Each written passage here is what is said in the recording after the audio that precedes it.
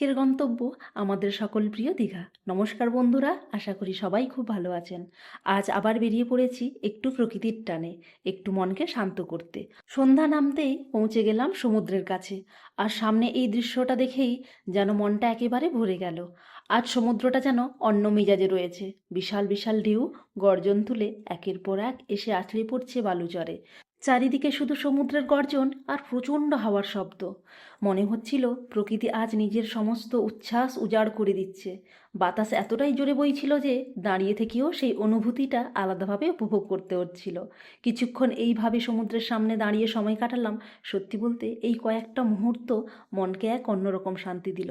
ব্যস্ত জীবনের ক্লান্তি ভুলিয়ে দেওয়ার জন্যে হয়তো এমন কিছু মুহূর্তই যথেষ্ট।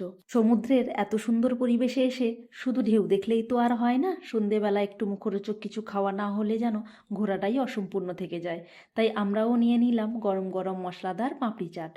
একদিকে উত্তাল সমুদ্রের ঢেউ গর্জন তুলে বারবার এসে আছড়ে পড়ছিল তীরে, আর অন্যদিকে হাতে পাপড়ি চাট নিয়ে এই ঠান্ডা বাতাসের মধ্যে বসে থাকার অনুভূতিটা সত্যি ভাষায় প্রকাশ করার মতো নয়। প্রচণ্ড হাওয়ার চারিদিকটা যেন আরও বেশি জীবন্ত হয়ে উঠছিল।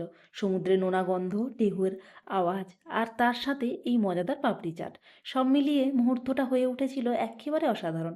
মনে হচ্ছিল সময়টা যেন একটু থেমে যাক, শুধু এই সুন্দর পরিবেশটা আর একটু বেশি করে উপভোগ করি। বন্ধুদের সাথে গল্প, সামনে বিশাল সমুদ্র, আর হাতে প্রিয় খাবার।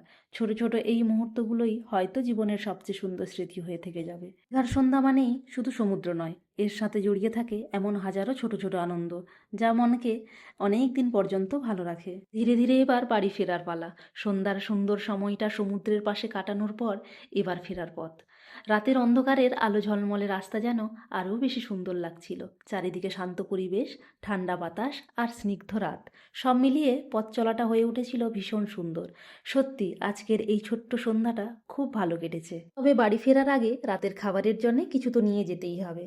তাই মাঝপথে একটু থামা, আর খাবার প্যাক হতে হতে সবাই মিলে গরম গরম মোমো খাওয়া শুরু হয়ে গেল। সামনে সুন্দর রাতের পরিবেশ, চারিদিকে হালকা বাতাস আর গল্প হাসির মাঝেই জমে উঠেছিল মুহূর্তটা। সমুদ্রের পাশে কখনো সুন্দর সন্ধ্যার পর এক ছোট্ট খাওয়া দাওয়া, সময়টা ভীষণ ভালো লাগছিল।